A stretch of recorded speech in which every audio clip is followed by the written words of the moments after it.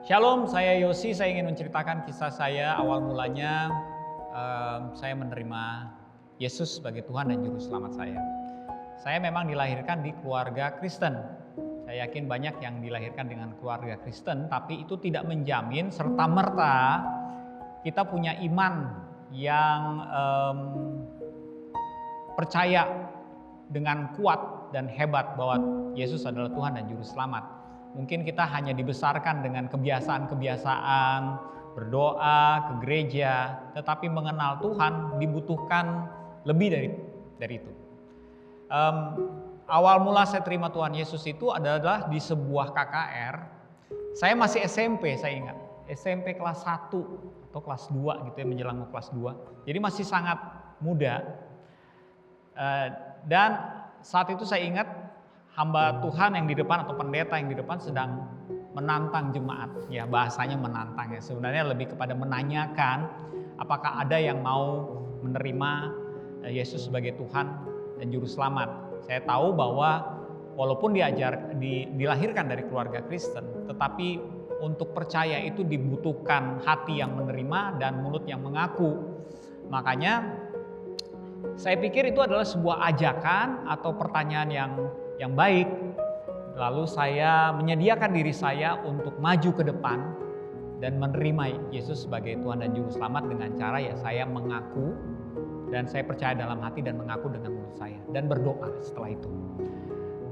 Sempat bingung juga karena yang maju yang lain-lain kok gak ada yang muda kayak saya, orang-orang tua, teman-teman dari orang tua saya, dan mereka pada menangis. Saya kok gak menangis, apakah saya harus menangis terima Tuhan Yesus?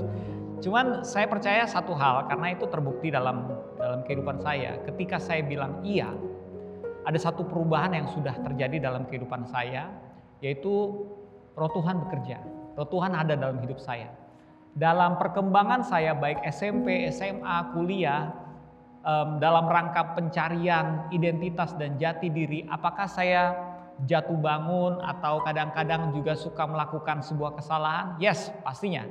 Tetapi berbedanya dengan adanya Roh Kudus di dalam saya, ada rasa yang selalu menemani saya ketika itu baik, rasanya damai sejahtera. Ketika saya melakukan dosa, karena namanya juga Roh Kudus, Kudus itu tidak berdekatan dengan dosa, saya merasa tidak nyaman, tidak damai sejahtera itu bahasanya ya. Jadi ini yang terus menjadi pembimbing dalam pertumbuhan saya sampai saat ini. Satu hal yang pasti, mungkin di rumah banyak yang bertanya, saya sudah percaya atau mungkin pertanyaannya lebih kepada bagaimana saya bisa menemukan tujuan hidup saya. Banyak orang yang tidak tahu tujuan hidupnya. Saya termasuk yang percaya begini, kalau kita itu diciptakan dengan tujuan, kita diciptakan spesial, kita ditebus bahkan karena ada kasih Tuhan. Artinya apa? Setiap kita ini spesial, setiap kita ini direncanakan untuk hadir di dunia ini, setiap kita ini dikasihi dan pasti punya tujuan. Cuman memang begini, caranya beda-beda. Ada yang menemukannya sejak awal, tahu tujuannya sejak awal. Ada juga yang belum ketemu nih, tapi dia punya talenta, dia punya peran untuk kebutuhan yang ada di sekitarnya. Itu pun bisa menjadi sebuah tujuan, karena tujuan itu tidak selalu berbicara tujuan hidup secara keseluruhan. Ada juga tujuan-tujuan yang sementara. Dalam kehidupan saya menemukan itu. Saya menjalani kehidupan saya dengan iman saya, dan yang saya pelajari seperti halnya Tuhan tidak menyerah ketika Yunus menolak panggilannya. Ada yang tahu cerita Nabi Yunus yang dimakan ikan paus katanya. Tuhan tidak menyerah ketika Yunus menolak panggilannya. Ya, dia diminta untuk berbicara kepada bangsa Niniwe, tapi dia menolak. Tuhan tidak menyerah loh. Tuhan tidak menyerah sama dia. Tuhan mengejar terus.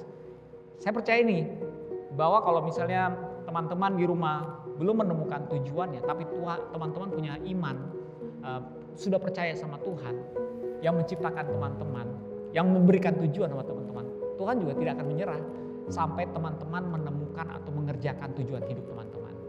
Syaratnya satu, ya percaya terus sama Tuhan. Itu yang saya alami. Saya tidak tahu dari awal apakah saya akan menjadi seorang penghibur, pencipta lagu, salah satu talenta yang cukup menonjol saat ini karena saya dimampukan oleh Tuhan untuk menciptakan lagu. Banyak lagu-lagu di grup saya yaitu Project Pop saya yang ciptakan. Tapi begini kesaksiannya, saya tidak bisa main musik, tapi saya bisa menciptakan banyak lagu. Karena apa? Karena memang itu tujuan saya. Dan dalam setiap tujuan, ini yang paling penting. Dalam setiap tujuan Tuhan itu tidak pernah kecil. Tujuan Tuhan itu selalu besar dan bermanfaat dan berguna bagi kemuliaan namanya. Dalam setiap pemenuhan tujuan, kita bukan mengerjakannya sendiri. Kita mengerjakannya sama Tuhan. Kita berpartner sama Tuhan. Sehingga apa yang kita kerjakan itu menjadi luar biasa. Kenapa perlu demikian? Karena itulah bentuk kesaksian. Orang tidak akan tertarik dengan hal yang biasa. Tapi orang akan tertarik dengan hal yang luar biasa sehingga orang akan bertanya, kok lo bisa?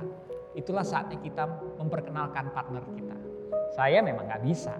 Saya bisa karena saya punya partner yang saya imani adalah Tuhan dan Juru Selamat saya yang menciptakan saya dengan tujuan. Semoga memberkati.